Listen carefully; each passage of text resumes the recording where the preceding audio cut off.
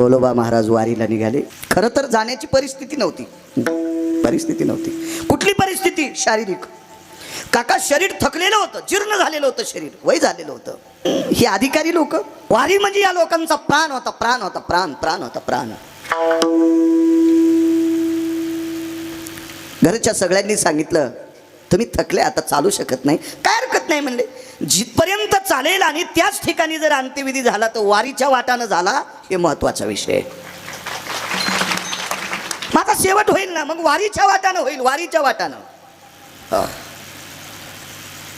घरी जर राहिलो तर संसारातल्या लोक आहेत. वैकुंठवासी या महाराष्ट्राच्या मातीला लाभलेल्या 3 शास्त्रीपैकी एक शास्त्री म्हणायचे, ते फार चिंतन करायचे, जगन्नाथ अण्णा पवार. हो. आता महाराष्ट्रामध्ये पहिले 3 शास्त्री आले ते काशी विद्यापीठातले.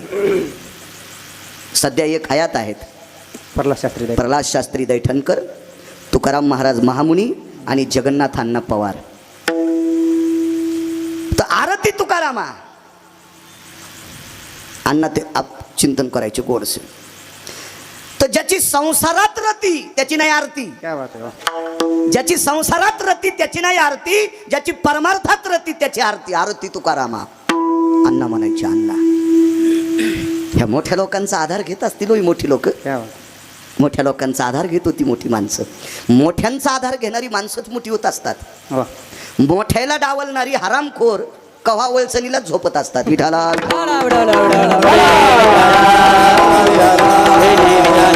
मोठ्यांना इसरायचंच नाही इसरायचं मोठ्यांना. सज्जनो, या समाध्या म्हणजे मोठी लोक आहेत. विटेवरच्या मालकाचे प्राण आहे त्या समाध्यांनी. प्राण आहेत, प्राण. त्यांचा आधार घ्यायचा असतोय, त्यांचा आधार. आगा सरिता ओघोत्तर भयस्थित जायो, वृषभाचे पुच्छ पहाय, तिगा म्हैशीचे सुडाय, मृत्यू ठावची. जाबाली सांगतात मसडन बैल नदीतून पलीकडे चाललाय, मसडन बैल नदीतून पलीकडे चाललाय आणि हस्त नक्षत्रातलं ऊन तापलंय. हस्त नक्षत्रातलं ऊन तापलं आणि माग हाणणाऱ्याला वाटलं आपण जाऊ, आपण पाणी शिल्लक होतं. 2 जण होते. तर ते म्हणले तुला कोणाची शेपूट धरायची? ते म्हणला तू ठरव ना. नाही म्हणला मसड बैलापेक्षा दुप्पट मोठी आहे. कोकणी होती, दुप्पट मोठी होती बैलापेक्षा. ते म्हणला बैलाच काय खरे, आपण म्हशीची शेपूट धरू. तो तू ठरव का तुला धरायची म्हशीची? नाही म्हणला मी मसडायच्या नादीत लागत नसतो. शेपुड्याच्या मसडायच्या मी नाही नादी लागत, मला बैलाचीच शेपूट पाहिजे. तेच वाचलं ना. मला सांगा, व्यवहारात चांगल्याचा आधार गरजेचा आहे. व्यवहारात मसड हस्त नक्षत्राचं ऊन म्हणजे विश्वामित्राचा ऊन आला, ती चांगल्या पाण्यात गेल्यावर कोकणी तिथंच दबली ना. फक्त नागपुड्यावरी काढ्या तिनं. आणि ज्यानं शेपूट धरली तो तिच्या ढोपराखाली दाबला. हा, म्हणून व्यवहारात पण आधार चांगल्याचा घ्या. ज्यानं बैलाचा घेतला तो वाचला, कोकणीचा घेतल्यावर ते तिथंच दाबला. तो का म्हणे तुमच्या पायाच्या आधारे उतरण भावन, उतरण भावन,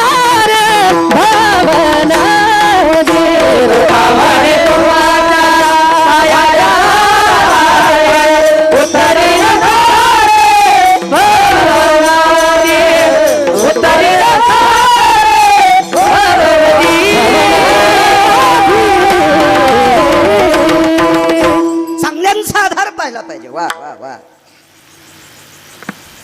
बोलोबा महाराज वारीला निघाले. नको म्हणले, नको घरी नको आहे. अरे 1-2 मुक्काम जेवढं चालता येईल चालू, पण बघू जिथं काय आपला शेवट होईल तिथं ठरून घेऊ आपण, ठरून घेऊ. निघाले. एका गावात आल्यावर सद्गुरू बोलोबा महाराज थकले. गावात मारुतीरायाचं मंदिर आहे छोटंसं. त्या मंदिरात वळकटी टाकली, पाण्याचा भोपळा अडकून घेतला, हातपाय धुतले, वळकटी लांबवली, मारुतीरायाचं दर्शन घेतलं, वळकटी लांबवली आणि मारुतीरायाकडे तोंड करून भजनाची संध्या केली. वारकऱ्याची संध्या म्हणजे हरिपाठ, वारकऱ्याची संध्या म्हणजे काकडा, वारकऱ्याची संध्या म्हणजे तुकोबाराय, ज्ञानोबाराय, नामदेवराय, चोखोबाराय, नाथबाबा, सावता महाराज यांच्या गाथ्यातले अभंग म्हणजे वारकऱ्यांची संध्या. आमची संध्या केशवाय नमा, माधवाय नमा, अच्युताय नमा, नितविक्रमाय नमा, संकर्षण वगैरे मागं पुढं म्हणत असेल मी, पण ही 24 नावाची कर्मकांडातली संध्या. हरिपाठ ही वारकऱ्यांची संधी आहे, पंचपदी ही वारकऱ्यांची संधी आहे, गाथ्यातलं भजन ही वारकऱ्यांची संधी आहे. पण गाथ्याच्या भजनात जितके जास्त अभंग होतील का दादा, आवर्तन अभंग जास्त व्हायला पाहिजे. नाही म्हणले मला जास्त गाता येते, 1.5 अभंगातच 1.5 तास घातला. अरे असा गाथा तू नदीला नेऊ नको न सुमळ्या, नको नेऊ न, तुझ्या बापाची जहागिरी नाही सुमळ्या, ते असं नको करू. भजनाचं मात्र करू नको. बैठकी भजन वेगळं, गाथ्यावरचं भजन वेगळं. मग ते राग रागिनी बैठकी भजनात किती उल्हासानं चालू द्या, काय हरकत नाही. गाथ्यावरलं भजन जितके अभंग होतील, जेवढी अभंग वाढतील, जेवढी अभंग मुखारविंदात. आमच्याकडे शतचंडी नवचंडी एक प्रकार असतो नवरात्रामध्ये. शतचंडी, नवचंडी, लघुरुद्र, महारुद्र असे प्रकार असते. तर एकानं म्हणायचं आणि 10 जणांना ऐकायचं. 10 जणांना ऐकलं, विशंती करना नाम अननपटे एकावच.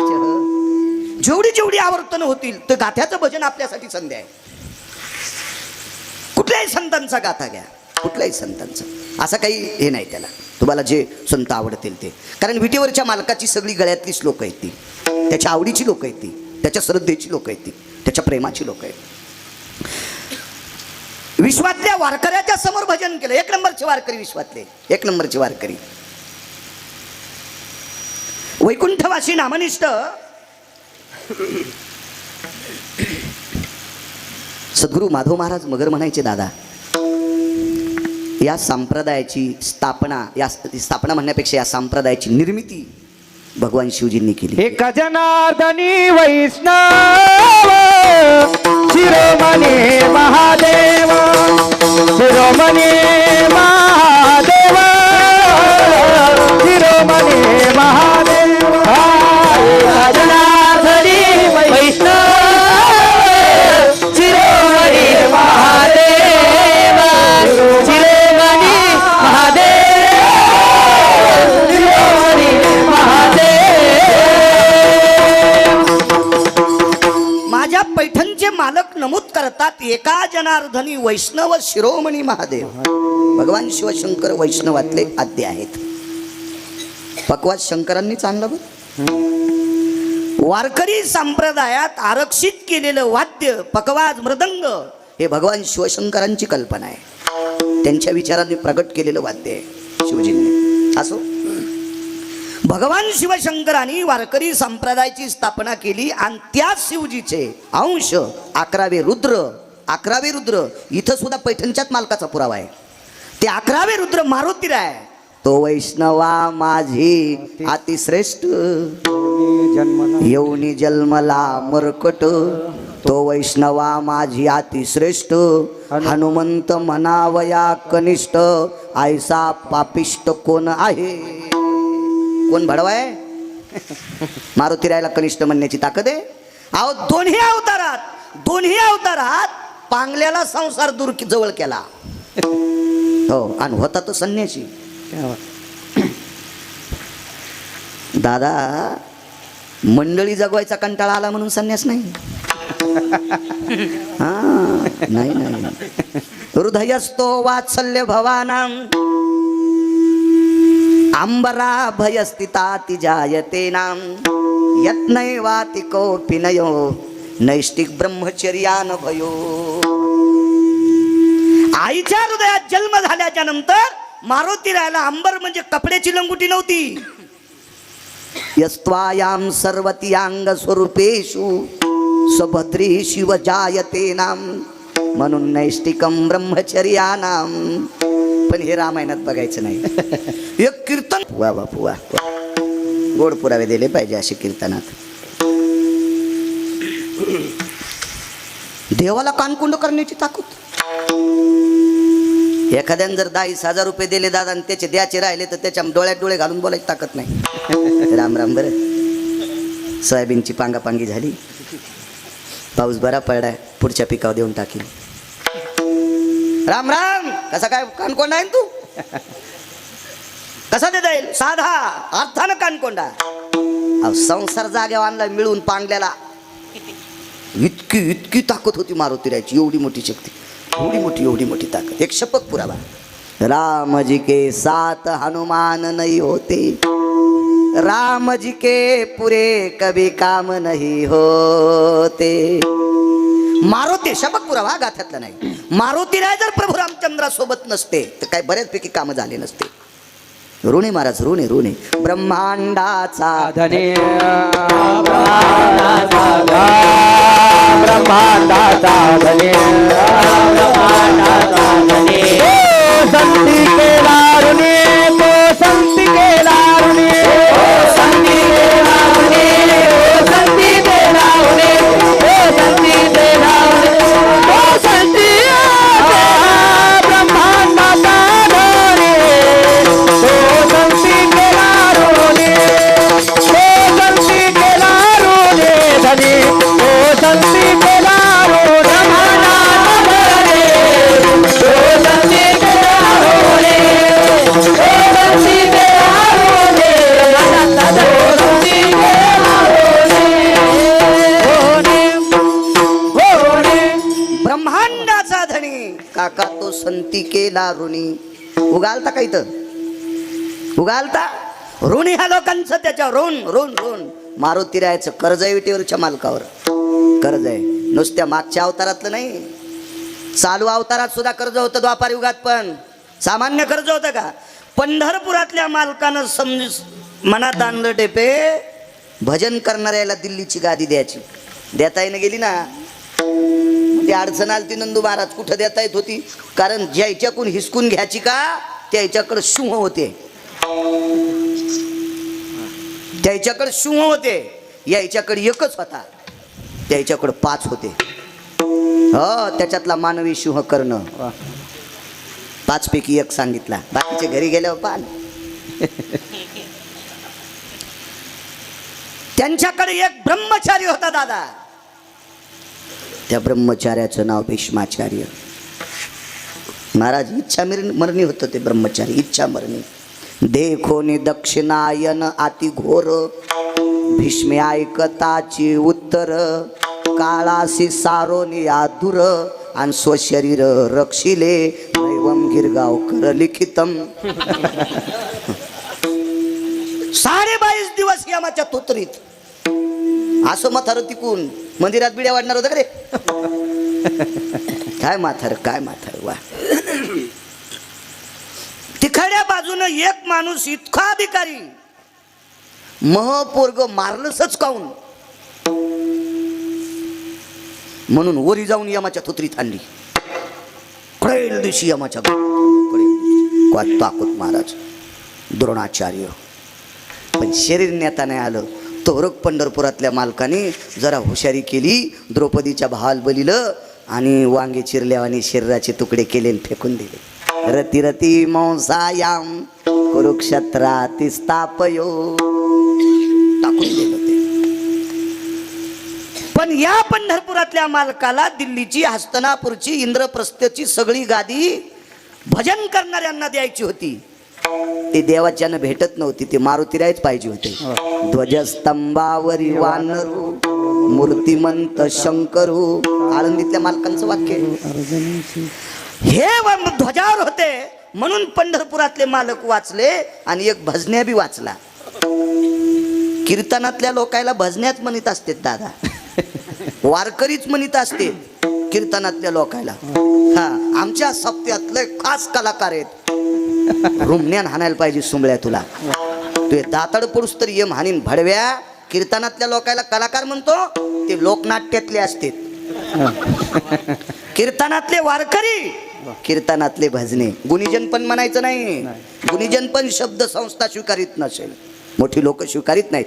वारकरी आणि भजने. हो ओरिजिनल भजने होता त्या रथावर. किती ओरिजिनल? आपण तोंडान भजन म्हणू. काका तो भजन्यात झोपी गेल्यावर त्याच्या अंगावरची रोम भजन करीत होते.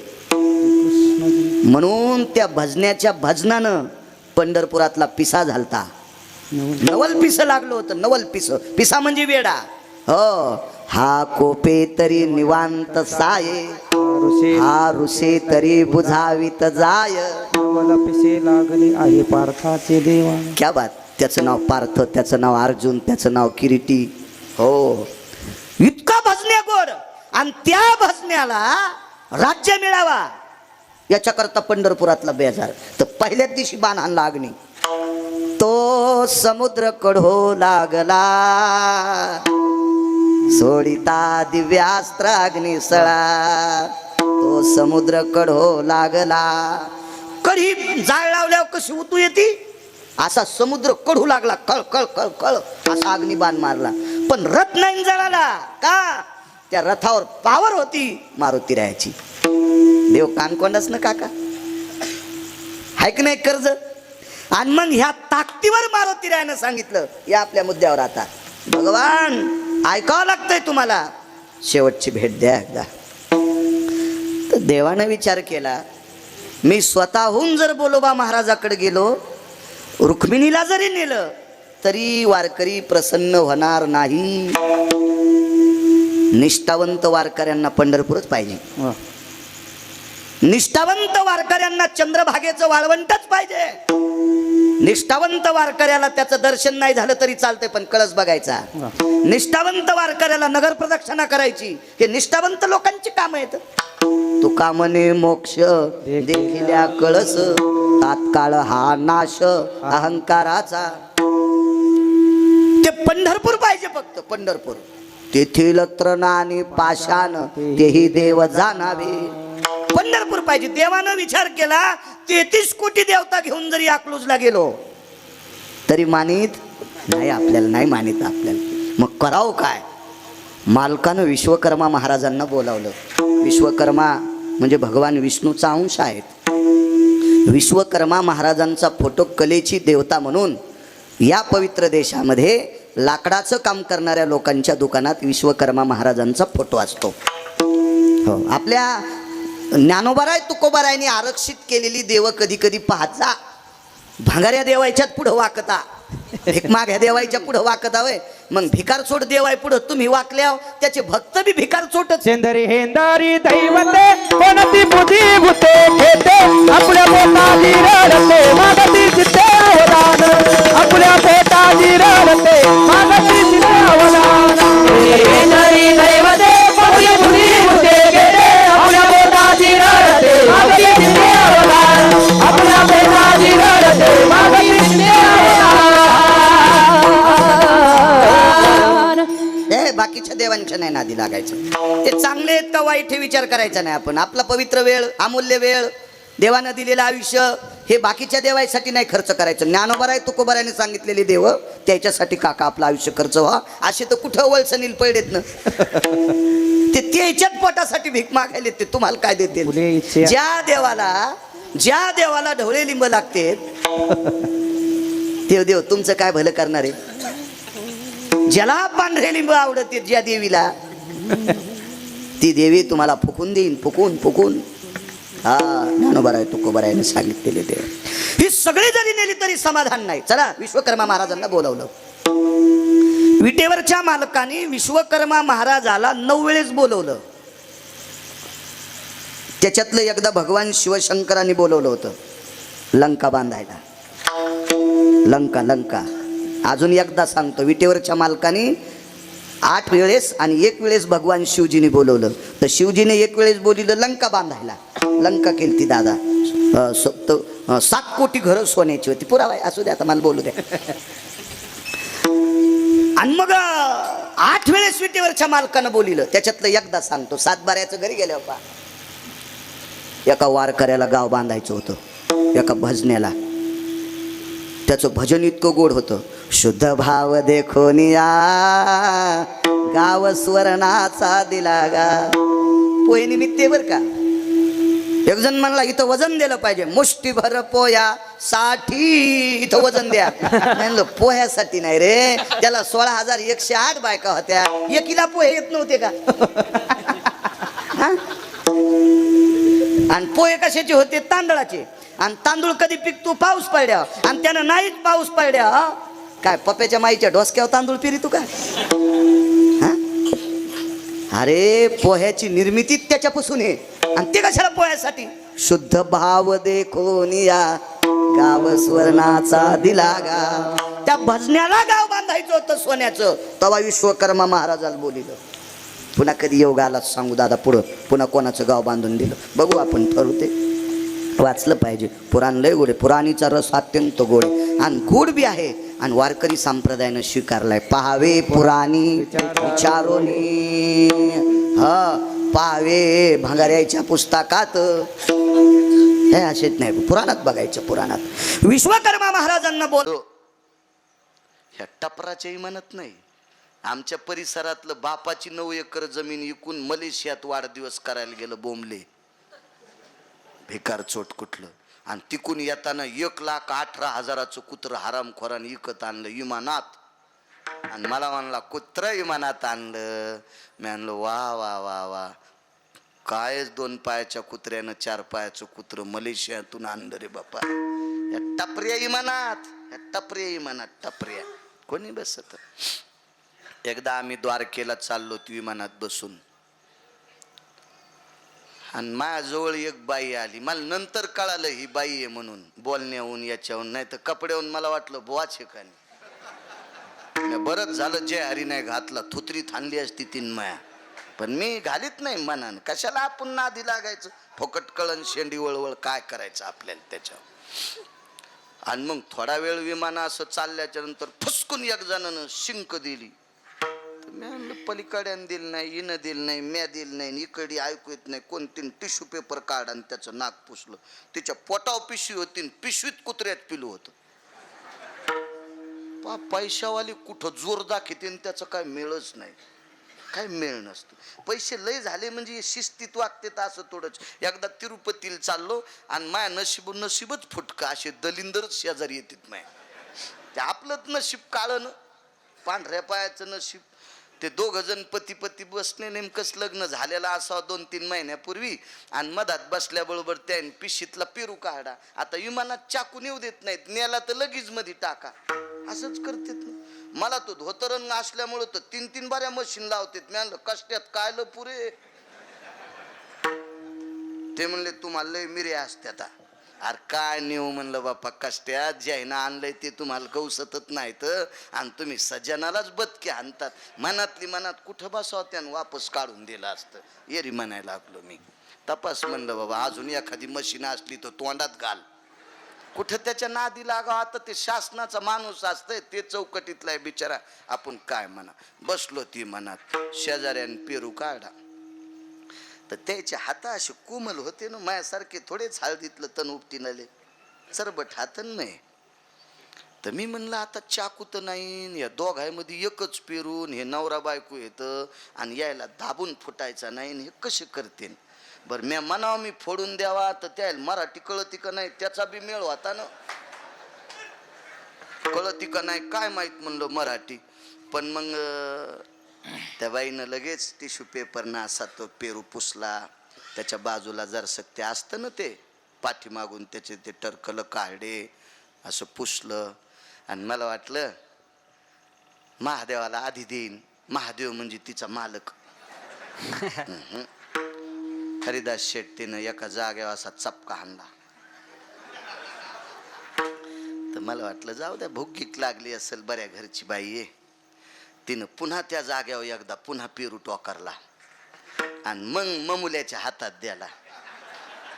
ते बैल होता ना 2 पायाचा, त्याच्या हातात द्याला. तर मला असं वाटलं देवा काय पाप आहे, बायकून आधी पेरू खावा आणि ते उष्टा पेरू नवऱ्याला द्यावा. पण जाऊ द्या म्हणलं, पेरू मोठा होता, त्यानं जागा बदलावा ना, खाण्यासाठी जागा बदलावा ना. प्रल्हाद बाबा त्यानं जागा नाही बदलली, जिथं बायकोचे दात लागले तिथंच कच्चून तोडला. इतकं मला कस्तरी होत होतं, मला वाटत होतं ह्या पापानं इमान जाग्यावर जळत आहे, जाग्यावर. मेला रे बाळ्या. हे बारीकसा फोन होता, पप्याच्या माईला फोन लावून सांगावा आमक्या ठिकाणी डबक्यात पैसे ठेवलेले, सांभाळा रे, हिशाबात खा, बऱ्यापैकी जमीन आहे, पोराला म्हणावा नीट राह रे, कोणाकडं अशी बुलेटच्या अशा चक्रा गिकरा कटगिट हाणू नकोस रे, हिशाबात राह. मी लय महाराष्ट्रातलं तूप खाऊन तुला कमी लय रे, हिशाबात राह. पण लाईन नव्हती आमच्यावर घेतल्यावर. लय तुमची खसखस पिकली, तुम्ही लय तुकाराम महाराजाचे चुलते आहेत का? तुमचे चेहरे पाहिल्या कळत कसे बांध कोरितात. हा रोडवर लावायची वेळ आली मका, रोडवर हो रोडवर आणि मधात बदाडू पडू दे तू आणि आमच्यावर घेतल्यावर खसखस हसायले तू. वा वा वा काय साधू येत बाप्पा तुम्ही. विठाला विठाला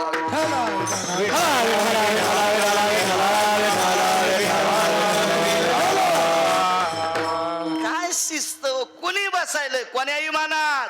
टपऱ्या सर्जेराव दादा. पुष्पक विमानात माकड कोंबडन वेश्या. यम धर्मानं विचार केला. श्रुती एकत्रित आहेत काय करायचं.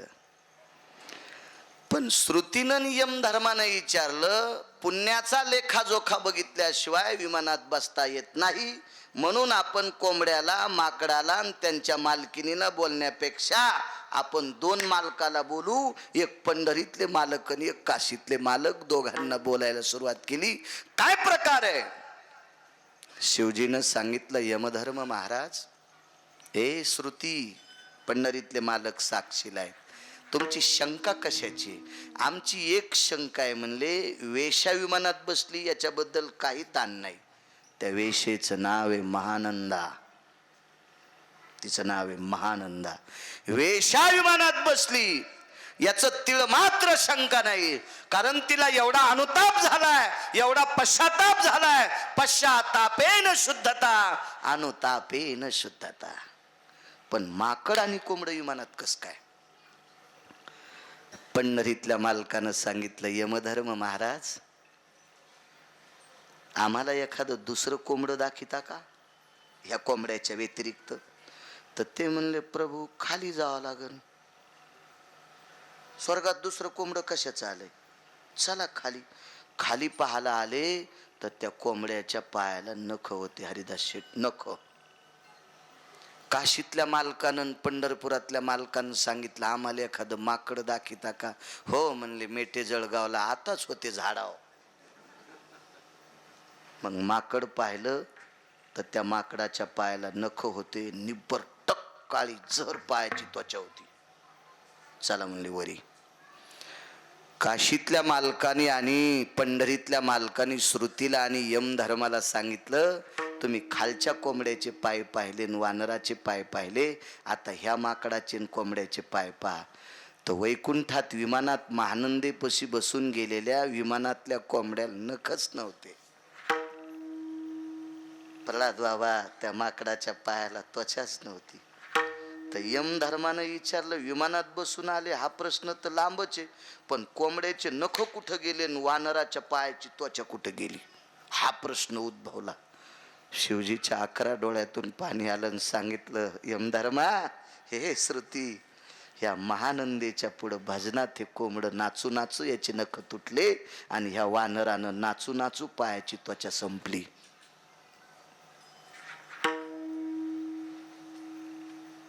यमधर्माचा दुसरा प्रश्न. माकड आणि कोंबड भजनात नाचलं याच्याकरता विमानात बसलं.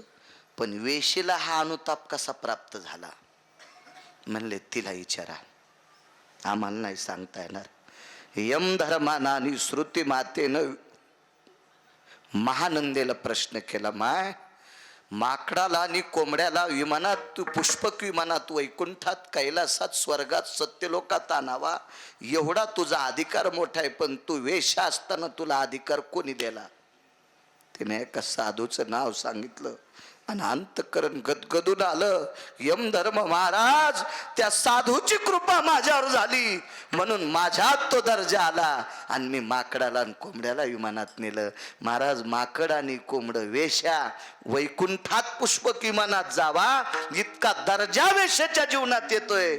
ती प्रल्हाद बाबा कृपा साधूची आहे म्हणून मालक पहिल्या कडव्यात म्हणतात काय त्यांचा महिमा वानु वारंवार हरी भक्त थोरा वामंदारी हरी भक्त थोरा काय त्यांचा महिमा वानु वारंवार हरी भक्त थोरा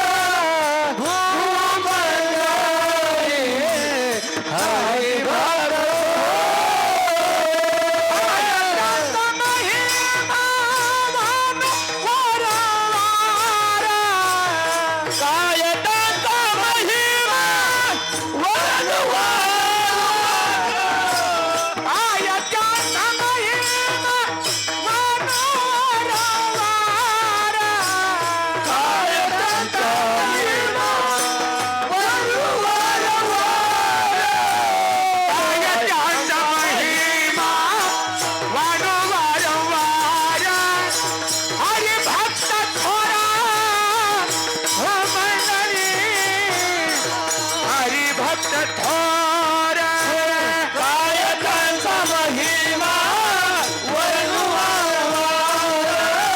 आई भक्त थोर भूमंडळ हरी भक्त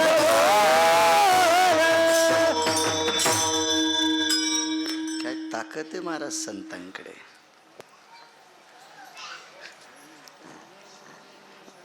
11:30 ते 12 वेळ राहिला. एक मुद्दा मांडतो तुमच्या पुढे.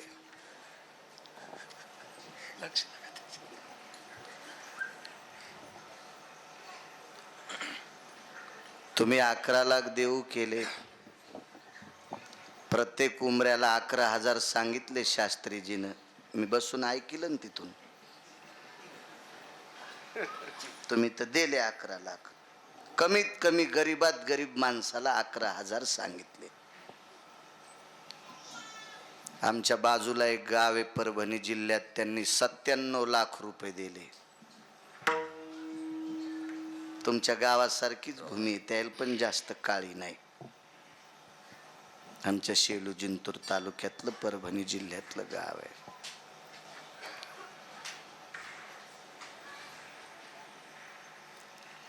आमच्या परिसरातल्या एका वारकऱ्याने श्री गुरु महंत भगवान बाबांकडनं एक नारळ आणलं होतं. ते नारळ होतं सप्ताहाचं. पण कर्मनो गहनो गती. काळ साधा होता, काळ बिकट होता, परिस्थिती नाजूक होती. त्यावेळेला सुद्धा लोकांना देण्याची इच्छा होती, पण तितके पैसे कोणाकडनं होते. 50 वर्षापूर्वी तुमच्या गावात 11 लाख गौसले असते का? सांगा बरं इमानदारीन, करा बरं हातवरी कोणी. बस गौसले असते का प्रल्हाद बाबा? काळच गरिबीचा होता ना, बिकट काळ होता, साधा काळ होता. परिस्थिती नाजूक, कर्मनो गहनो गती. वैकुंठवासी श्री गुरु भगवान बाबांना देव स्वरूप व्हावं लागलं.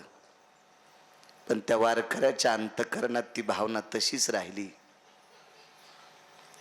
ते वारकरी होते मोरेगावच्या बाजूला ब्राह्मण गाव, आणि त्या ब्राह्मण गावामध्ये वामन महाराज त्यांचं नाव होतं. साधे वारकरी, निष्ठावंत वारकरी, निष्ठानिष्ठी करणारा नाही. भजनाला खा कधी मधी आणि गरम स्वयंपाक खाला आधी असे नव्हते. निष्ठावंत वारकरी होते. पण एके दिवशी त्या वारकऱ्याच्या अंतःकरणातली भावना, मोरेगाव नावाच्या गावामध्ये पालकर आडनावाचा एक माणूस होता, पालकर. त्या व्यक्तीकडे इच्छा प्रगट केली, सांगितलं, राजे हो, सप्ताह करायची इच्छा आहे हो. आमच्या मंदिरात खूप दिवसापासून नारळ बांधलेलं आहे. चिमण्या, खडुळी, त्याच्यावरचा कपडा तोडून काढाय. काय हरकत नाही म्हणले, या वर्षीच्या उन्हाळ्यात सप्ताह करू. ठरलं. तेव्हा आता सप्ते मोठे होत असतील, मी त्या सप्त्याला वर्णन करत नाही असं सोडून द्या. पण त्या काळात झालेल्या सप्त्या इतकं वर्णन आताच्या कोण्याच सप्त्याला मी मोठं म्हणणार नाही. कारण आता चाळ आहे, आणि चाळ असल्यावर कोणी डाळ घालीत असतं राजे भाऊ. हो आप्पा, कोणी डाळ घालत असतं, कोणी बी.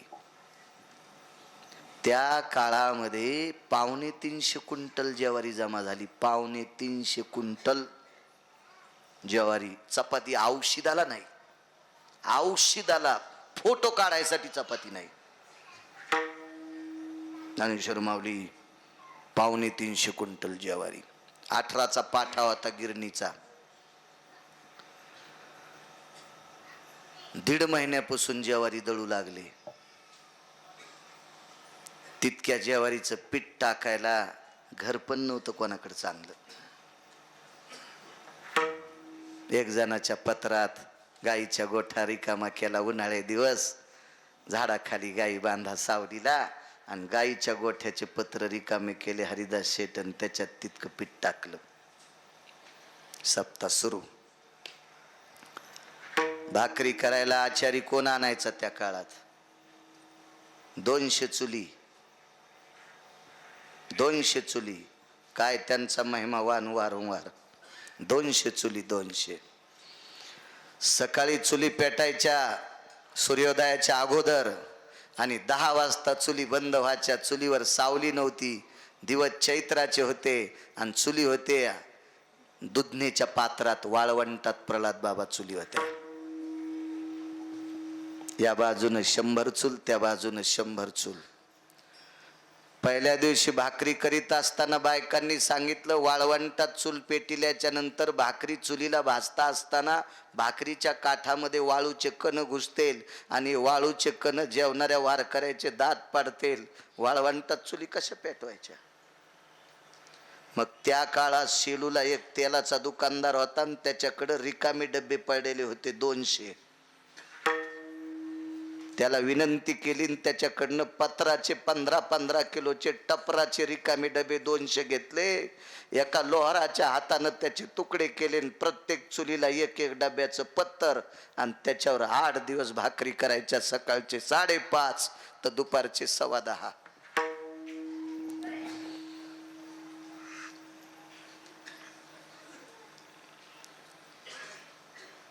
काठी टेकीट एका वारकऱ्याने यायचं.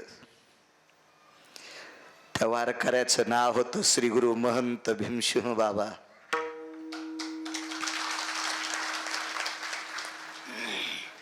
आणि स्वयंपाक करणाऱ्या स्त्रियाच्या 200 बायकांच्या चुलीच्या बदातून बाबा चलत असताना त्यांच्या डोळ्याचं पाणी टिपकत होतं. प्रभू, काय प्रेम आहे रे या महाराष्ट्रातल्या मावल्यांना. संताविषयी, देवाविषयी किती करुण आहे, किती दया आहे, किती जिव्हाळा आहे या बायकांना.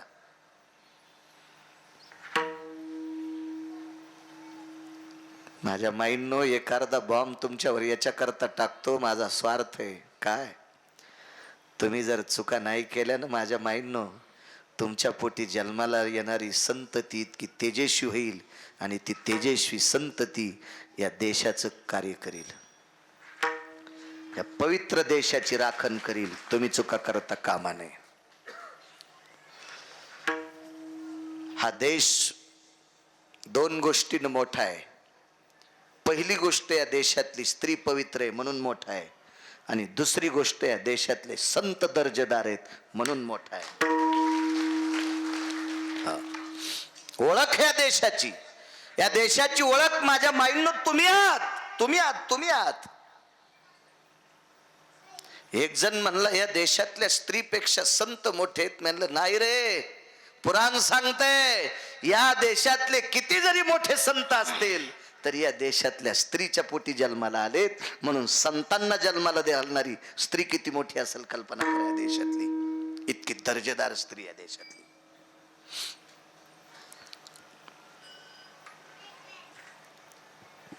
आणि 10 वाजल्याबरोबर आकाशाकडे बघायचं आणि चोपदाराला सांगायचं, असं काठी हालून बंद करा म्हणून चुली. वाळू तापली, त्याच्यातल्या 10-5 बायाला बसायला नारळाच्या रिकाम्या पोत्याच्या बोंदऱ्या. कशाचं बसायला आणि कशाला काय होतं, इतकी परिस्थिती साधी. सज्जनांनो, सकाळच्या 5:30 ते 10:15 पर्यंत ज्या बाईनं भाकरी करायची, पण त्या बाईनं एक सुद्धा भाकरी लपून ठेवायची नाही. इतका वागण्याचा दर्जा होता, इतका वागण्याचा दर्जा होता, इतका दर्जा होता वागण्याचा. एवढाच पुरावा आहे का?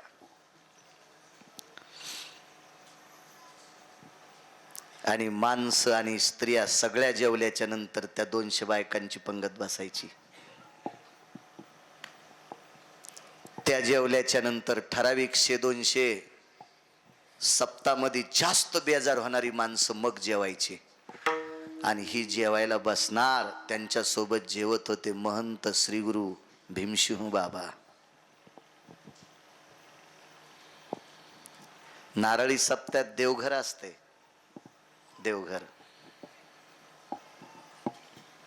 महाराष्ट्रातला कमी वयातला सर्वांच्या अगोदर कमी वयात नारळी सप्तात वर्णी लागली असेल तर ती गिरगावच्या बाळूची. एका एकादशीला श्री गुरु भगवान गडावर कीर्तन, 22 कापशीला कीर्तन, कोटरवनच्या सप्त्यात कीर्तन, हिंगणीच्या सप्त्यात कीर्तन, शिंगोरीच्या सप्तात नारळी सप्तात कीर्तन. जिथं 47 क्विंटल खोबऱ्याची आमटी होती, 47 क्विंटल खोबरं नुसतं आमटीला.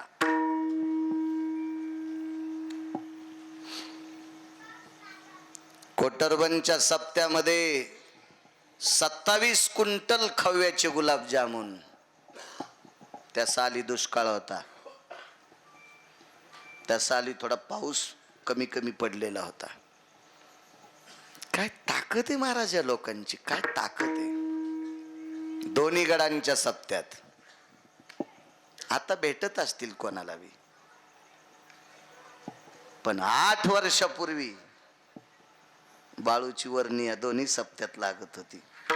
कृपा माझ्यावर ज्ञानोबा तुकोबारायची प्रल्हाद बाबा, कृपा होती कृपा. मला एक जण म्हणला बाळासाहेब, म्हणलं नामांतर करूच नको, मग नाव बाळूच राहू दे, मजा येत असती. हो ते बाळासाहेब गिळायसाहेब म्हण नको, ते भूषण ते लावू, ते म्हणणं ग ते चिटकूच नको, ते चिखल चिटकिल्याला वाळला की गळत असतो, बाळूच राहू दे.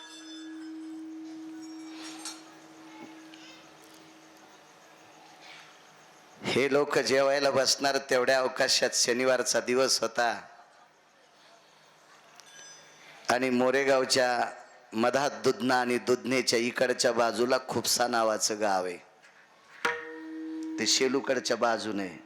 आणि शनिवारी बीट लवकर आटपलं सर्जेराव दादा आणि सगळ्या हमालाईने आडत्याला सांगितलं, हरिदास सेठ बीट लवकर घ्या, आम्हाला सप्त्यातला प्रसाद खायला जायचे. एका माणसाला 1 भाकर दिल्या जायची, भाकर जाड मात्र, आणि ती भाकर पात्रावर कुस्करायची, दुरण औषधाला नाही, आणि त्या भाकरीवर त्या कुस्कऱ्यावर मग ते वरण रिचवायचं. त्याच्यात वरण होतं, भेंड्या होत्या, वांगे होते, 10-5 नमुन्याच्या डाळी. कशाच्या इतक्या डाळी आल्यात, ज्यानं जे देईन ती डाळ सगळ्या मिसळ्याचं ते वरण, आमटी म्हणायची त्याला, ती त्याच्यावर रिचवायची. महाराज घरी 3-3, 4-4 भाकरी खाणारा हमाल एका भाकरीचं खबं खाल्ल्याबरोबर त्या प्रसादात इतकी ताकद होती की त्यानं ढेकरच द्यायचा, इतका तो प्रसाद चविष्ट होता. उतरली माणसं, काही हमाल होती, काही सामान्य माणसं होती, आणि अशी काही भक्त परिवार. बघितलं वाळवंटाच्या पाळूला तर 700-800 माणसं दिसली.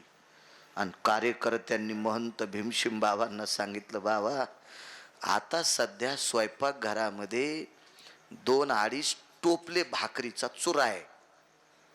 भाकरी मोडायच्या ना प्रल्हाद बाबा, त्या वाढून वाढून अशा मोडायच्या, चुरा आहे.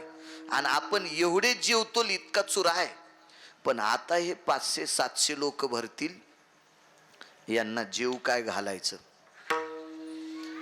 महंत भीमशिम बाबानं सांगितलं, काळजी करू नका, अजून मी प्रसाद घेतलेला नाही.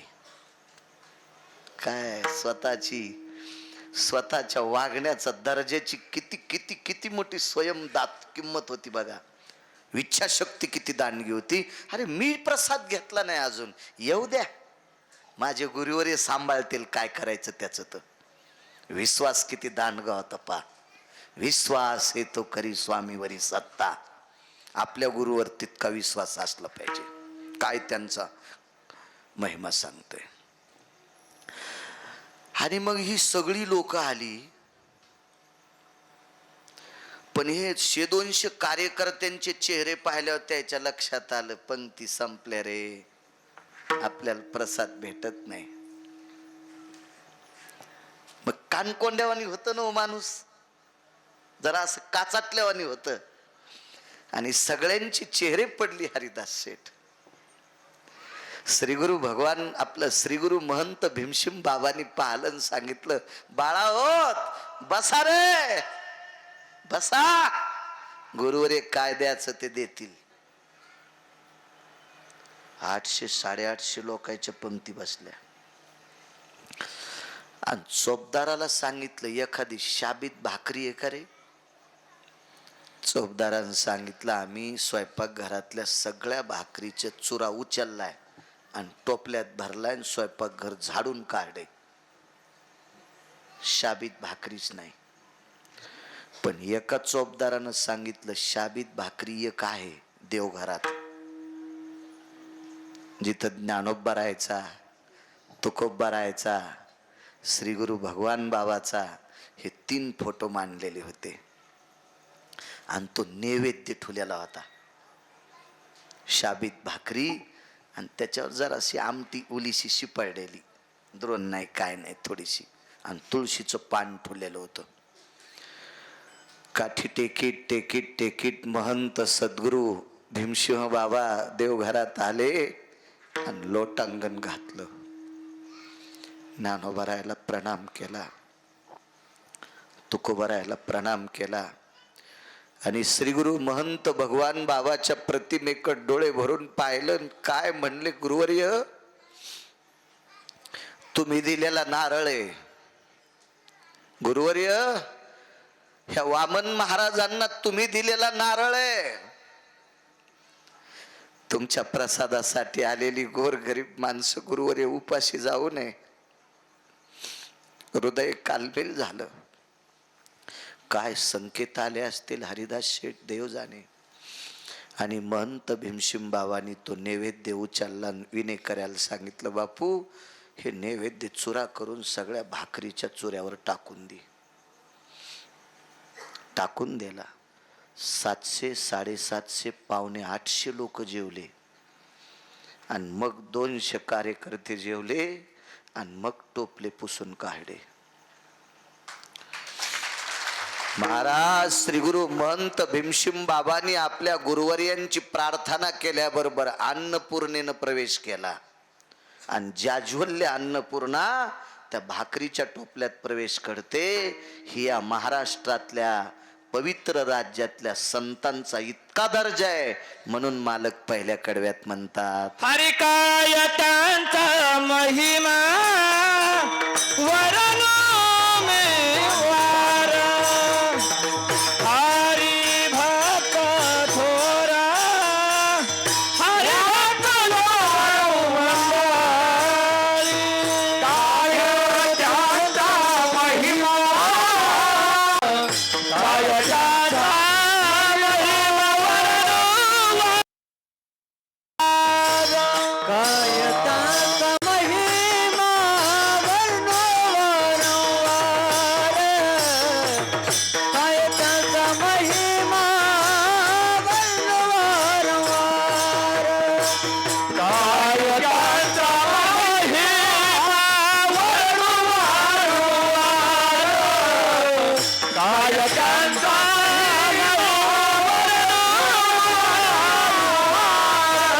हरी भक्त थोर भूमंडळी, हरी भक्त थोर भूमंडळी, त्यांची ये भेटीची अर्थ ब्रह्मादिका, त्यांची ये भेटीची अर्थ ब्रह्मादिका, हरी भक्त थोर भूमंडळी, हरी भक्त थोर भूमंडळी, त्यांची ये भेटीची अर्थ ब्रह्मादिका.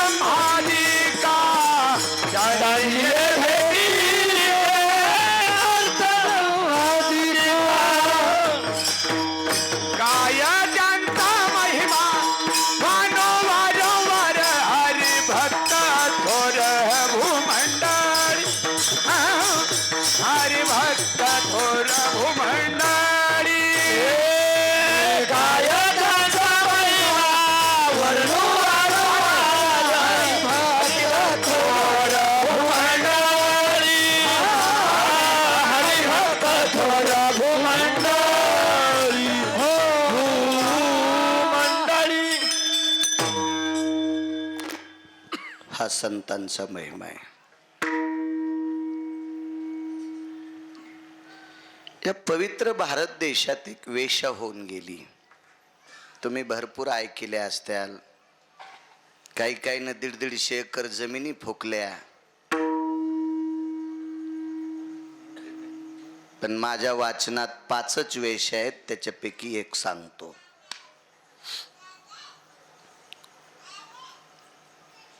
ती वेश्या किती श्रीमंत.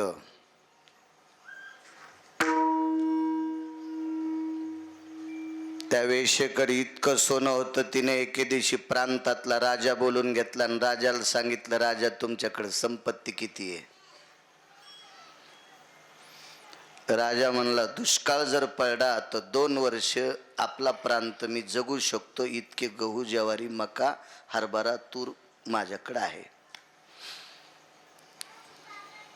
तिनं सांगितलं, राजे माझ्याकडे एवढी संपत्ती, आपल्या प्रांतातल्या माणसाला सगळ्याला सोन्याच्या चपलां सोन्याचे बुट करते इतकं माझ्याकडं सोनं आहे.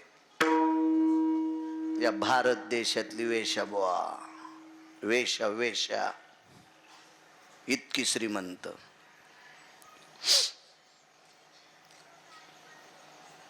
कालांतरानं त्या वेश्येचं चरित्र का सांगतो. त्या वेश्येला एक महात्मा भेटला. दुपारची वेळ आहे. त्या पवित्र परिसरात ती फिरत होती. झाडांची फुलं तोडायची, डोक्याच्या तुंब्याला ती फुलं खोसायची, एखाद्या फुलाचा सुगंध घ्यायची. आणि ती वेश्या अशी चालत असताना त्या रस्त्याने एक साधू चाललेला आहे. साधू, शांत साधू. पण त्या वेश्येनं साधूच्या चेहऱ्याकडे बघितलं तर साधूच्या चेहऱ्यावरचं तेज सूर्याच्या प्रकाशाला लाजविल इतका साधू तेजस्वी होता. आणि ती वेश्या त्या साधूवर मोहून गेली. नाव शोधा, कोण असेल तो महाराज. तो मोहून गेली, आकर्षित झाली. आणि सर्व तो फुलाचा आनंद सोडून ती वेश्या त्या साधूकडे नमली.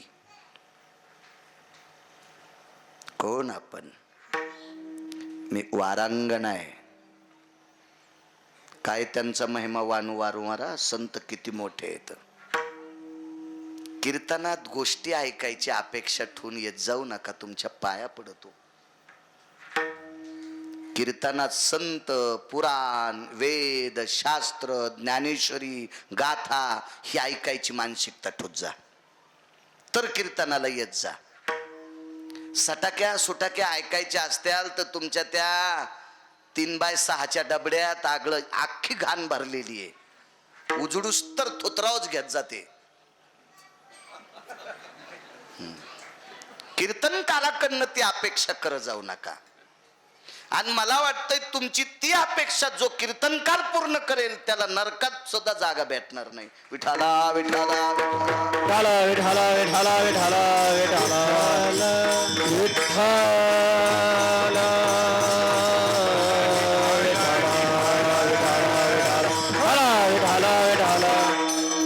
कारण का या परंपरेचा दर्जा किती मोठा आहे. महाराज तुम्हाला सानिध्य लागलं श्रीगुरु महंत भीमसिंग बाबांचं, बरोबर आहे ना. तर भीमसिंग बाबांचे गुरुवर्य श्रीगुरु भगवान बाबा किती मोठे असतील हे नंतर विचार करा.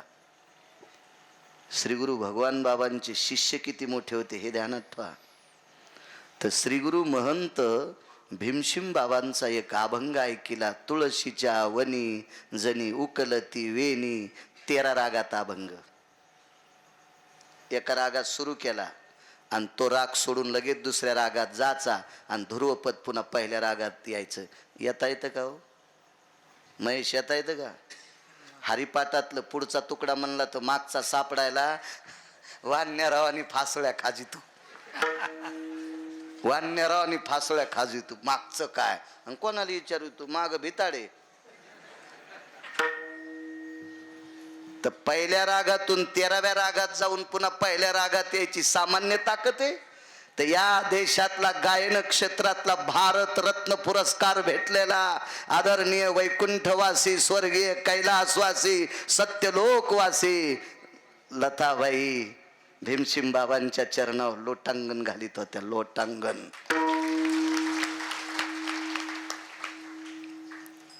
गुरुवर्य, मला भारत रत्न पुरस्कार भेटला, पण एका रागातून 13 रागात जाऊन 13व्या रागातून पहिल्या रागात येणं मला सुद्धा जमायचं नाही. भारत रत्न नमत होते. भारत रत्न. इतकी कीर्तनाची परंपरा मोठी. तर श्री गुरु भगवान बाबा किती मोठे असतील लावण जर खाजी जाण कधी कधी अंधारात डोकं. इतकी गोड परंपरा, इतकी गोड परंपरा, इतकी. म्हणून या गादीवर सटाके हाणायचं आणि सटाके ऐकायचं काम करी जाऊ नका.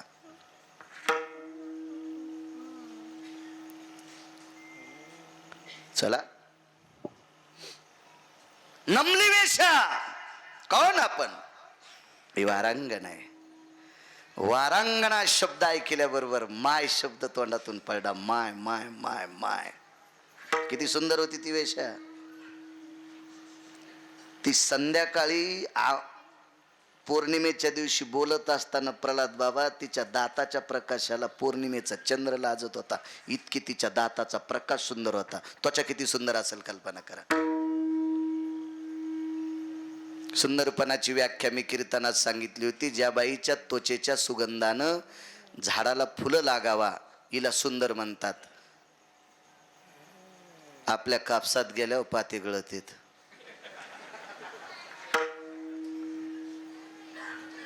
ही सुंदरपणाची व्याख्या नाही. झाडाच्या फांद्या लहरी देत होत्या. दंतपंगती झळकत असताना आकाशातले तारे लाजत होते. आणि एवढ्या मोठ्या स्त्रीने एका व्यक्तीवर प्रसन्न व्हावा आणि त्या व्यक्तीने तिला माय म्हणावा, हा वारकरी संप्रदायाचा दर्जा आहे. ही संप्रदायातल्या लोकांच्या तात्विक विचाराची पकड आहे. ही बैठक आहे त्यांच्या विचाराची. वांद्रे उंदरे कपडे घालणं, बोंबलं तिकडं तिकडं उसातल्या डोकरायसारखं फिरणं ही संप्रदायाची बैठक नाही. अख्खा संसार मातीत घालशीन हरामखोरा, हिशाबात राय. आपण ज्या भाकरी खातो प्रल्हाद बाबा, ह्या भाकरीवर ज्ञानोबा आहे तुकोबरायची जहागिरी आहे.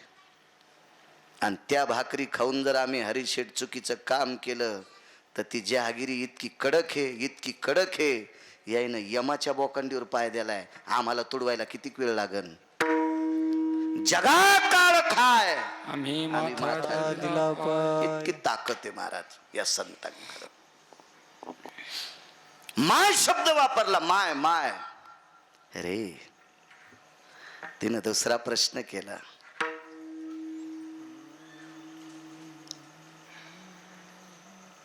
मी तुमच्या तेजाला, तुमच्या तेजस्वी रूपाला भाळले होते, प्रसन्न झाले होते. तुम्हाला माझ्या रूपात काही दिसत नाही? माय दिसतं ना तुझ्या रूपात. काय दिसतंय?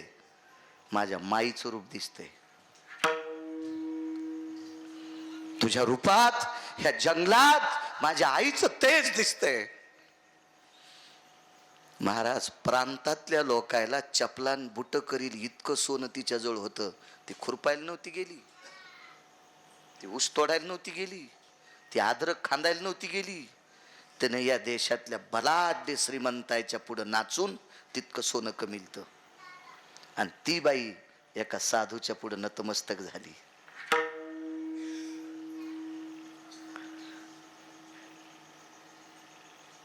कल्याणमस्तु. माय तुझं कल्याण होईल. तिनं सांगितलं, महाराज या पवित्र भारत देशातल्या मी म्हणणाऱ्या श्रीमंत लोकायला मी वाकिले आणि मी तुमच्या पुढे नतमस्तक होऊनही फक्त कल्याण होईल असा आशीर्वाद काय देऊ माय? आमच्याकडे दुसरं काय आहे? माझ्या उद्धाराचा मार्ग सांगा. माय तू वारांगण आहेस का? वेश्या आहेस? हो. काय नियम आहे तुझ्या जीवनात? काही नाही. आजपासून एकच नियम कर.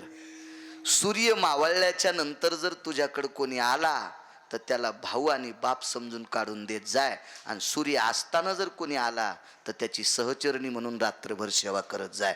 पण सूर्य मावळल्याच्या नंतर जर कोणी आला, किती बी एक ट्रकभर सोनं जरी घेऊन आला तर त्याला बाप आणि भाऊ म्हणी जाय. इतकं घेऊन टाक, चंद्र सूर्यपर्यंत तुझं नाव जिवंत राहील. महात्मा निघून गेला. कोण महात्मा होता? शोधा घरी गेल्यावर. तुम्हाला गिरगावच्या बाळूची शपथ आहे. आपल्या भारतीय संस्कृतीतल्या काही गोष्टी लक्षात घेत जा. किती पवित्र संस्कृती आपल्या देशात. या देशातली वेशा सुद्धा एका साधूच्या पुढे नतमस्तक होती. काय सिद्धांत आहे महाराजा, काय पवित्रता आहे, काय महाराज साधूचं जीवन गोड असते.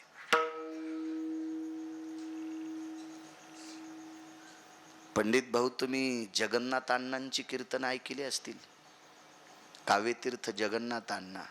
साधूचं जीवन काय महाराज, ज्याची संसारात रती त्याची नसती आरती, ज्याची बायका पोरायच्या भावताल रती त्याची नसती आरती, ज्याची परमार्थात रती त्याची आरती. आरती तुकारामा. श्री गुरु वैकुंठवासी काव्यतीर्थ जगन्नाथांना पवार. तुमच्या परिसरात त्यांची कीर्तन जास्त व्हायची. काव्यतीर्थ जगन्नाथांना पवार. राजे भाऊ, तुम्ही कीर्तन ऐकत नवल नाही. आमच्यासारखे डायऱ्या घेऊन बसत होते. ते जगन्नाथांनाचं कीर्तन होतं. हजारो. मी तर चिल्लर आहे हो, चिल्लर आहे, चिल्लर. वेदांतिक शास्त्री आचार्य पंडित अशी लोक अण्णांच्या पुढे डायरी घेऊन बसायचे आणि त्यांनी सांगा, संसारात रती त्याची नसती आरती, ज्याची परमार्थात रती त्याची आरती. म्हणून आरती तुकारामा. काय पुरावा, काय सिद्धांत लोकांचा महाराज. वेशा नमली आणि नियमाची चौकट बांधिलकीच आणली. साधू पुढे गेले. सांगितलं, महात्माजी एक विनंती आहे. महाराज, प्रांताला चपला होतील इतकं सोनं कमवणारी बाई श्रीमंत किती असेल कल्पना करा. पण टच टच रडत होती. Touch touch. गुरुवर्य, ज्या दिवशी सूर्यास्त झाल्याच्या नंतर कोणी आला तर त्याला भाऊ आणि बाप म्हणून पाठवून देईल, पण ती रात्र कशी काढू, मला जागायची सवय. वेश आहे, मला अंधार पडल्याबरोबर उजडत आहे, मी करू काय? एकच काम कर, सूर्य मावळल्यावर स्नान करायचं आणि दुसऱ्या दिवशी उजडेपर्यंत भजन करायचं. एका निष्ठावंत वारकऱ्यांनी कामाला वेशा लावली. तो नियम चालू झाला. काय वानवातन, काय त्यांचा महिमा वानू वारंवार.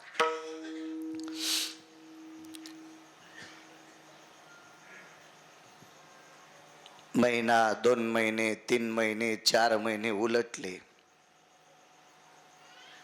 एक दिवस सूर्य मावळला, स्नान आटपलं आणि स्नान आटपल्याच्या नंतर भजना करता पायामध्ये घुंगर बांधली. भजन करून नाचायचं बरं. पायात घुंगर बांधली आणि घुंगर बांधून नाचत असताना बाहेरून आवाज आला, कोणी आहे का? खिडकी लोटली.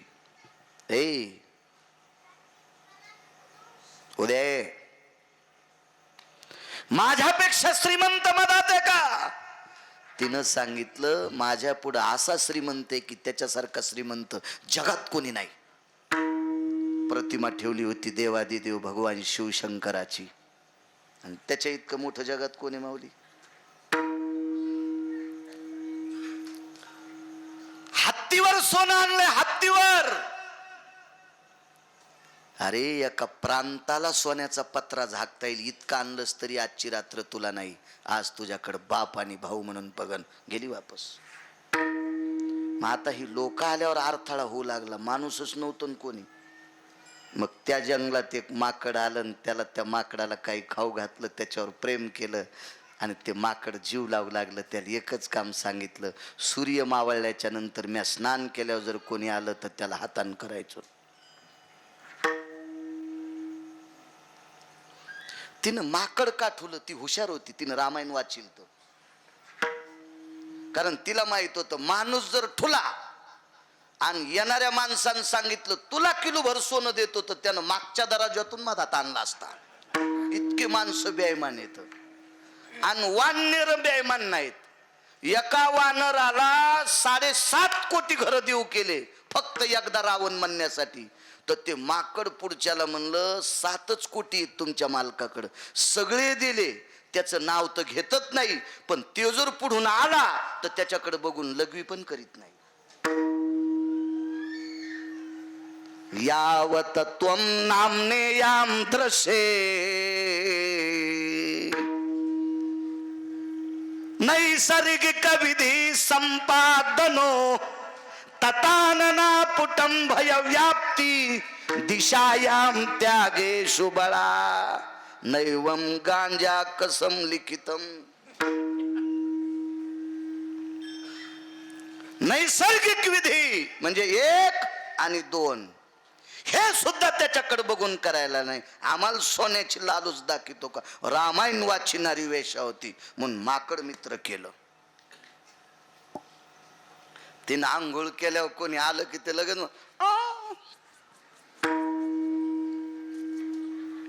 ती म्हणायची हाकलून दे ना, जाय ना हानदांडा.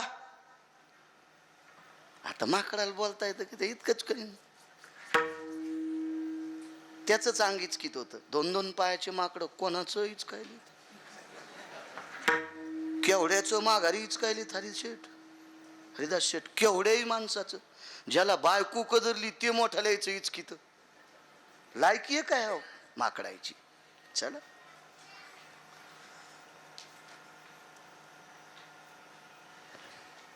एका प्रांतातून जाताना एक कोंबड मित्र केलं.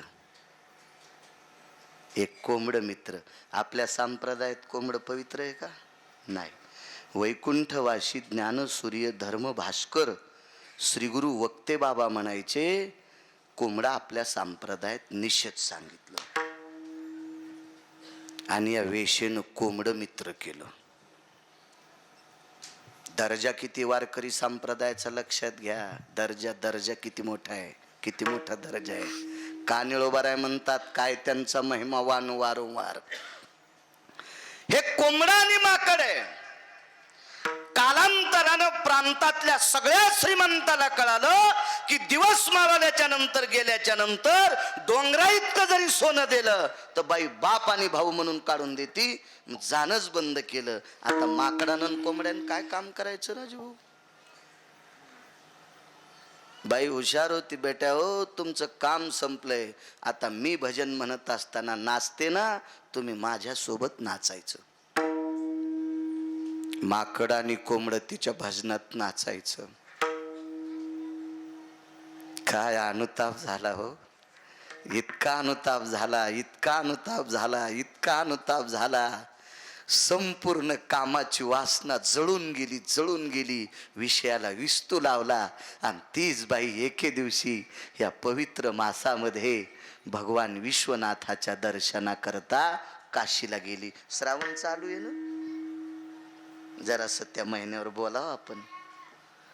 यायला वेगळा श्रावण वाटतो. उठलं की महादेवाच्या अंगावर गागरभर पाणी. असा नसतो, सर्दी होईन त्याला. कधी कधी कपाळाच्या महादेवाला बी टायमाला जीव घाली जा. महादेवाला पाणी घालायली पप्याचा बाप तसाच ड्युटीला गेला आणि तिथं जाऊन वडापाव खाऊ लावला. वाव वाव वाव वाव म्हणलं वडापाव. म्हणलं दात काढायला काय झालं? हे आमच्या महादेवाला गेल्या. आणि जिता महादेव तसाच पाठीला का वाटोळीनं. वा रे वा, तो वाटोळीशी लग्न केलं. मी दुपारीच सांगितलं, ज्याच्या जीवनात बायको सात्विक आहे, जंगलात जा चिळ आली तरी म्हणायचं मी स्वर्गात आहे. आणि ज्याच्या जीवनात बायको कर्कश आहे, सोन्याच्या बंगल्यात राहिलं तरी म्हणायचं मसनवाट्यात जळायलो. कर्कशे संगती दुःख उदंड फजिती. महाराज ज्यांच्या जीवनात पत्नी सात्विक आहे ते अधिक. हे माहिती आहे का तुम्हाला? सांगतो पुन्हा, हा पुरावा जर बाजूला ठेवतो आणि येतो मागे. शांती ब्रह्म एकनाथ महाराजांना श्रुती नावाच्या पत्रकारांनी प्रश्न केला, पंढरपुरातला मालक 36 वर्ष तुमचे धोत्र धुवाला होता, ते तुमच्या बळावर का तुमच्या पत्नीच्या बळावर? तर शांती ब्रह्म एकनाथ महाराजांना सांगितलं, श्रुती माते, माझ्याकडे 36 वर्ष जगाचा बाप धोत्र धुवाला नव्हता, माझे धोत्र धुवाला तो होताच, पण माझ्या पत्नीचे लुगडे पण धुत होता. मग माझ्या भक्तीमुळं थांबला का गिरिजा त्यांच्या पत्नीचं नाव होतं, माझ्या पत्नीच्या श्रद्धेपोटी थांबलाय हे मला विचारू नकोस, तू पंढरपूरला जाऊन त्यालाच विचार. तर श्रुती माता विश्वाच्या मालकाकडे गेली, जाताना गरुडानं आडिली, हे कुठं निघाली? जसे मंत्र्याची पिये असतात ना, तसा पंढरपुरातल्या मालकाचा पिये गरुड, त्याच्यापाशी कान धरल्याशिवाय मधात प्रवेश येत नाही. कान धरून या नाचे न गरुड पारी. मग ती पिये म्हण तू जरा हिशोबात हे, तेव्हा कोणता मंत्री, कोणता महाराज, हरिदास शेठ, कोणता व्यापारी, कोणता शेतकरी, कोणता शिक्षण क्षेत्रातला बटन दाबून कोण्या दिवशी मळ्यात फुकायचा हे ज्याच्या हातात आहे, त्या मंत्र्याचा पिये गरुड. चले जाओ बोले अंदर.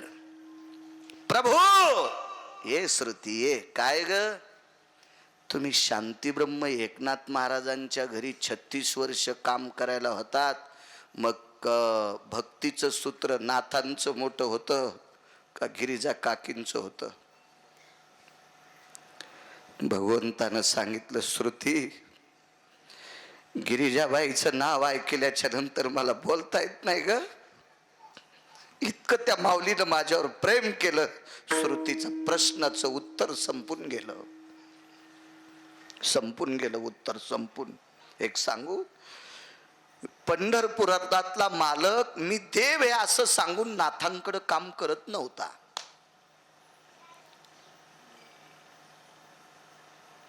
बायको चांगली असल्यावर काय होतं याच्यावर सांगायला पुन्हा येतो इकडं. मला ना दे, दारे धरता धरता गवत उपटायचा. पण यष्टी मुक्कामाला नेतो, लांबून येऊ द्या, ताण घेऊ नका. तर पंढरपुरातला मालक मी देव आहे म्हणून काम करीत नव्हता. देवाला काम करू दिलं असतं का? मी जरा आधा कदा तुमच्या जिनिंगवर आलो, मी म्हणलं, शेठजी हे कापसाचे बोंड पांगले जरसे जमा करू का, तुम्ही करू देता का मला?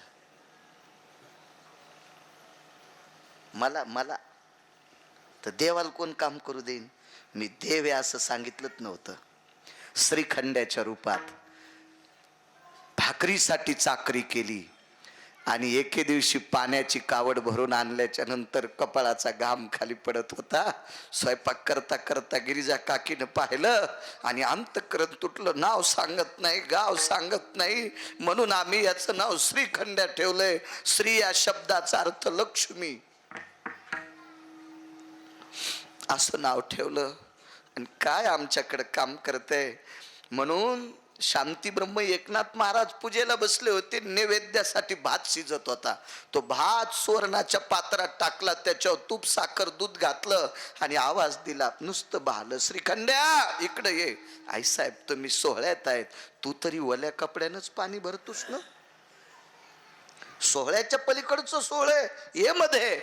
आणि बसायला पाठ टाकला आणि सांगितलं, श्रीखंड्या तू आमच्याकडे एवढी सेवा करतोस रे, पाणी भरतोस, इतका भात खा ना. आई साहेब मालक पूजेला बसलेत, देवाचा नैवेद्य जाऊ दे, कोणी सांगत नाही, नैवेद्याचा भात पुन्हा दुसरा शिजवते. पण जेव रे बाळा, जेव माय, तू पाणी भरताना तुझा घाम पाहिला ना रे, पोटात तुटतंय रे, माझ्या पोटात तुटतंय. भगवान जेवत नव्हते.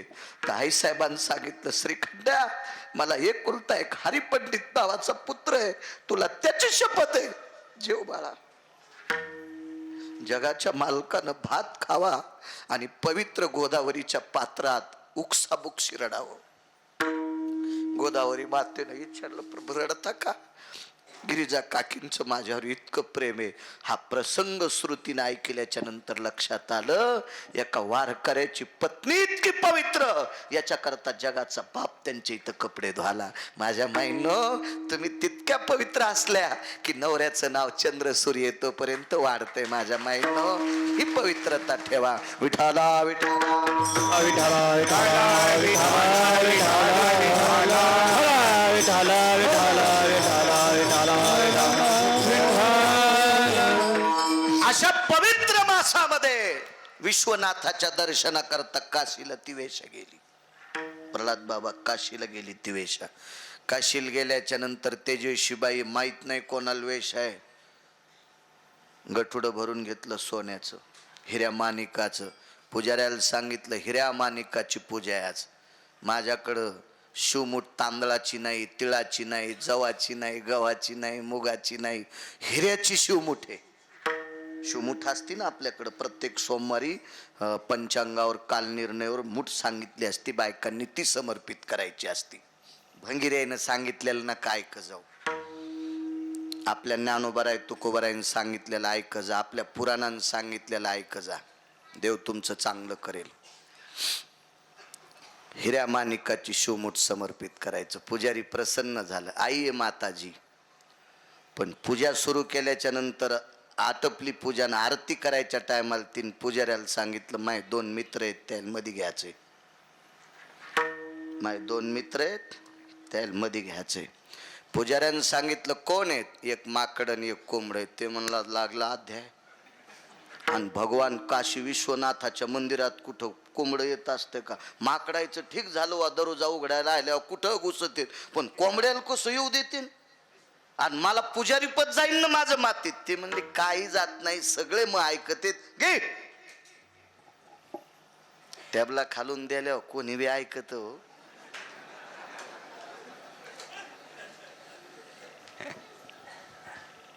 ते म्हणला पण देवाच्या पिंडीजवळ कोंबडं येऊ देणार नाही, त्या कोपऱ्यात उभं राहीन. पण कोंबड्याला लय नाद असतो म्हणले उकरायचा. तुका म्हणे झाली कोंबड्याची परीन, पुढेची उकरी लाभ नाही. ते म्हणले ते बाकीचे कोंबडे, आमचं कोंबडं उकरीत नाही, नाचत आहे. माकडाला लय उड्या हाणायचा नाद आहे म्हणले. टाक्या फोड्या प्लॅस्टिकच्या, पत्राचे दूर केले, लय माकडं उड्या हाणतेत. म्हणले आमचं माकड उड्या हाणीत नाही, नाचत आहे. पाहतो का तळवे त्याचे, तळपायाला कातडं नव्हतं राहिलं, इतकं नाचायचं भजनात. आरती झाली. आरती झाल्याबरोबर मंत्रपुष्पांजली झाली आणि शिवजीच्या अंगावर मंत्रपुष्पांजलीचे तांदूळ पडल्याबरोबर ते तांदूळ त्या वेशेच्या अंगावर काही पडले, माकडाच्या अंगावर पडले. कोंबडं वंचित राहिलं, पण आदळल्याला तांदूळ एक त्याच्याजवळ गेला आणि एकच खाल्ला. त्यालागी विमान पाठविले. हे कोंबडन माकड त्या बाई सगट विमानात गेल्याबरोबर यम धर्माची कॅसेट गुंडाळली. अरे बाप